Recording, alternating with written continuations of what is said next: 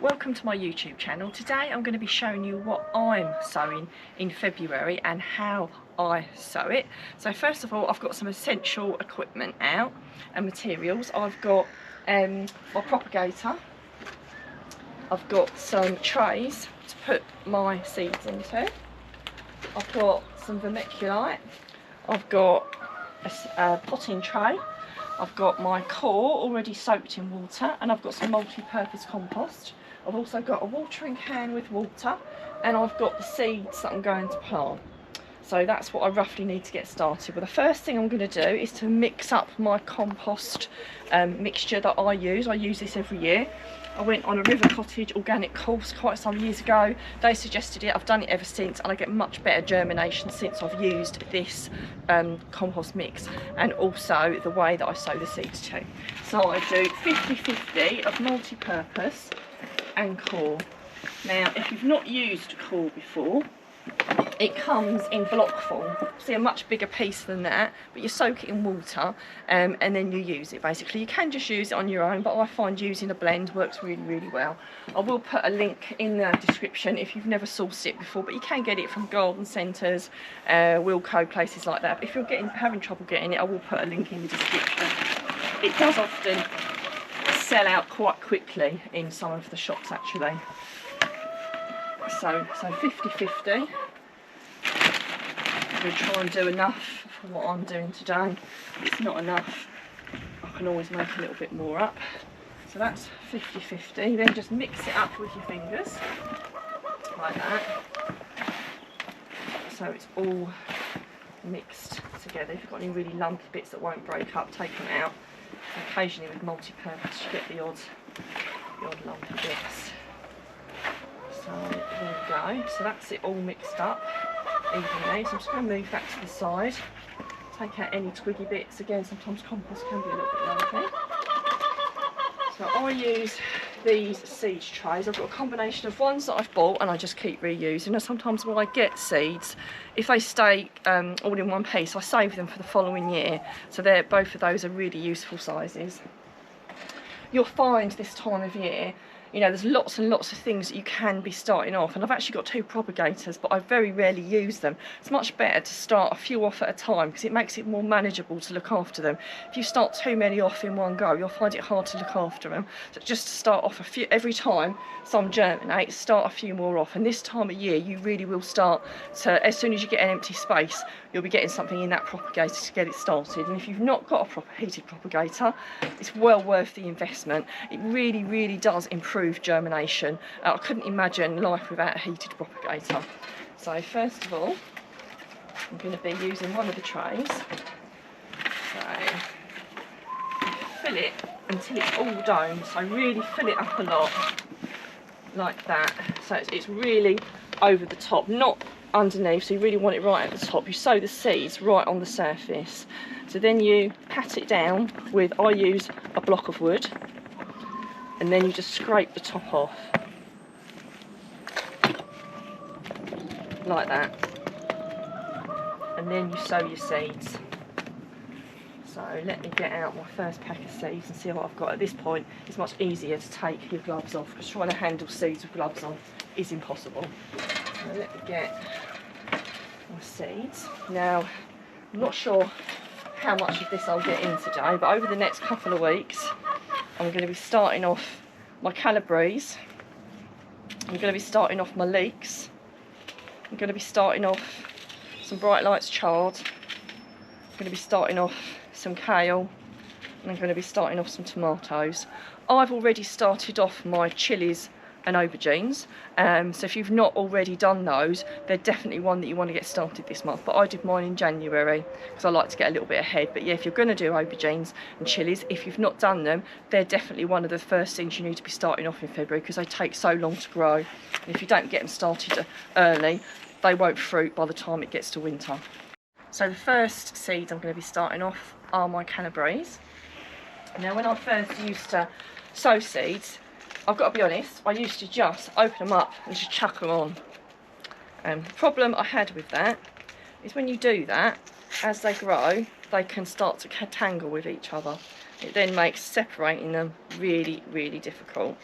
So I know it's a bit of a pain and more work, but it is far better to spread them out as you do them. So you just drop one on its own and do them about an inch apart. So, like so. So I know it seems a little bit fiddly, but from experience it's worth just separating them out a little bit, and it makes life a lot easier when you then go to transplant them. And this actual seed packet of Calabrese, there aren't actually that many seeds in there, so the last thing I would want to do would be to waste them. So I've put all the seeds in here. Now what's happened is I've actually got a lot of space spare, and if I'd have really thought about this, I'd have been better off using one of the smaller trays, but I haven't done that and I'm not picking the seeds back out. So what I'm going to do is I've put a marker there for where the seeds go up to, and I'm going to put some chard on the other half. So, because obviously all these will be pricked out anyway, and I'm going to do exactly the same. These are a lot easier to put in because obviously they're a lot larger seeds. So I can just gently poke those into the ground. Now when these two grow, they'll be quite distinctive because these are bright lights chard. The different colours will show immediately, so there's no way you could get your broccoli muddled up with your bright lights anyway, even if you lost your tab. But do always put your tag in there, and because even though you think you'll remember what you've sown, you really won't. And the same goes when you're sowing stuff over at the allotment. You know, do put tags in the ground when you're over the allotment, because the same thing happens. You can't remember what you've put where.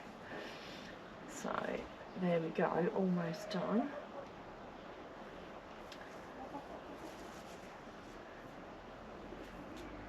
And I'll do exactly the same, like I say, spread them out nice and evenly, because it will make it a lot easier to transplant them rather than them all tangling together. So there we go, pop those back in. Now if anyone's watched my videos before, fortunately I get a nice little chard tag with that one. I use vermiculite over the top, and you put the vermiculite on in a very similar way you do to the compost.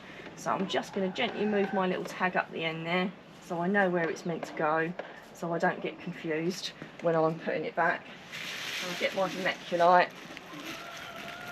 and I'll shake it over, not as generous as I was with the compost, but be quite generous with it. Don't be afraid to put too much. If a little bit gets muddled up with the compost, it really doesn't matter that much. In fact, what I sometimes do is I get another tray at this point, which I'm going to do now. So let me just use the lid to this, because we will pack this off in something different. This is the thing, when you do it on camera, you have to have everything ready. So let me just move that over. So I'm going to do a very similar thing that I did with the compost. Gently pat it down. So don't go too crazy with it, just gently pat it. And then the surplus, you just scrape off very gently. Obviously be gentle with it, because don't forget you've got your seeds in there. But just gently pat it off. And there we go, that's one tray done. Now on to the rest, and to get this propagator full up. There we go. So the next thing I'm going to sow is going to be for my tomatoes. I mean, basically I'll sow as many trays as I can fit into my propagator. When my propagator's full, then I'll stop. And when you get to this time of the year, that's what you need to do, because otherwise you'll never get everything started off in time if you intend to start everything off from seed. It's not essential that you start everything off from seed. I do a blend, so there will be some things I'll pick up in garden centres or markets, but it is quite nice to start things off yourself. It's a great sense of achievement, and also it is a lot cheaper. So same thing again, pat it down gently and then just scrape off the surplus like so. And then let's get the tomato seeds out. These are quite a nice variety, a rainbow blend. So I've grown these before, and obviously it just adds a lot of colour to your plate when you get round to eating it. Seems like a long way ahead now that you're going to get tomatoes, but it will soon come and you'll be enjoying lots of different varieties of tomato, far more than you would in a box standard supermarket variety. So one seed that I do slightly differently are my leeks. Now I start, my dad always did this, and my grandfather. I start my leeks off in a deeper tub. It does make it a bit more interesting when you're trying to water them, but leeks, the roots go really down a long way, and they're going to stay in this pot until about June time, until I plant them out. So still exactly the same compost mix. So I still do 50-50. I don't do anything different. If you didn't have quite enough core, you could always just put multi-purpose in the bottom and then just do the blend to use the top. The reason I do the blend is because it just makes the soil a little bit more, you know, makes it finer, so you haven't got so many bits in it. So again, mix it all up together like that, and then just put it in your pot. So I've got this one. Sometimes I do get the rose ones. They're really good because they're quite deep. So I don't fill it right up to the top when I do this, because when you do the leeks, you know, the leeks will start to get quite tall and they'll flap around if they've not got a bit of support. So I will just do it like that, so I've got a bit of space, and then I'll just shake the leeks on. And I am quite liberal with these because they're not so difficult to pull apart when it comes to separating them. They're really quite hardy. It can take a little bit of pulling around. So I will just sprinkle the leeks seeds very, very generously on the top. So get them out. So this is kind of like the polar opposite to what I do with my other seeds. But I do this every year and it works really, really well. I get really good germination and I get loads of leeks. And leeks is something that we use a lot of in this household. So then I'll just sprinkle them, like I say, really quite generously. And I'll probably do 2 tubs of these. I'll start 1 tub off now and then another tub as soon as these have germinated, because I've only got so much room. If you've not got room in your propagator, you can just put a plastic bag over the top, but I will fit that in there. And again, just put some vermiculite over the top and just shake it around like that. And like I say, it's a bit more fiddly to water these. You just have to use a rose on it so that you don't spray it all everywhere. And again, there we go. I won't put a tag on those because that's the only thing I will sow like that. So it would be really great to know what you're sowing at the moment and what your favourite things are to start off in February. And if you need help with anything, obviously just put it in the comments and we'll do our best to answer them. So I've nearly filled up my propagator now, but I've got a little bit of space. So I've just got to find one more thing to put in there. Now I've got some seeds here. I think I'll give basil a go. That's something we can start off in February, and it adds a nice bit of flavour and colour to your salads and to your dishes. So same way as before, obviously just put the compost in the bottom, shake the seeds out onto your hand, don't shake them straight on there, and then just gently separate them out like I said before, so that they're not all touching each other, because you'll get, with something like this, you can sow them a lot thicker, you know, a little bit like the leeks, because, you know, they're a lot more hardy and they grow a lot closer together anyway. So you don't have to spread them out quite so much. But again, still take care to spread them as gently as you can. You know, you could separate some of these out into chunks if you wanted to. It was really up to you. Personally, I'll probably just use it as a little bit of early, you know, salad leaf kind of thing. So there we go. So that's those seeds sown. Obviously cover them with vermiculite again. This is a slightly thicker vermiculite than what I usually use because my fine has run out, but I have used the slightly chunkier one before and it does exactly the same job. You just have to be a little bit more careful when you brush it off with your block. So there we go. And obviously don't forget to tap it down slightly before you brush it off, otherwise you could just brush the seeds off with it. So like I say, just give it a good bash down like that. And then just gently scrape the top off, like so. And as before, make sure you put a tag on it so you know what you've planted. Now, one really important thing is when you water your seeds, is you water from the bottom. So you don't water over the top, otherwise it would all just make a complete mess.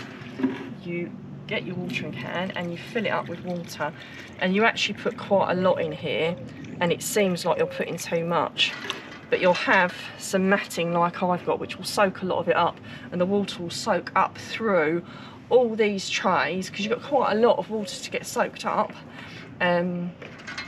and it will water it that way. The only one I'll do slightly differently is this one because of the way I've done the leeks. Now to water this, I'm going to take it away from the others because I don't want to damage them. I've got a rose on the top and I'm just going to gently water them there, but again very, very gently because you don't want to make a mess like that.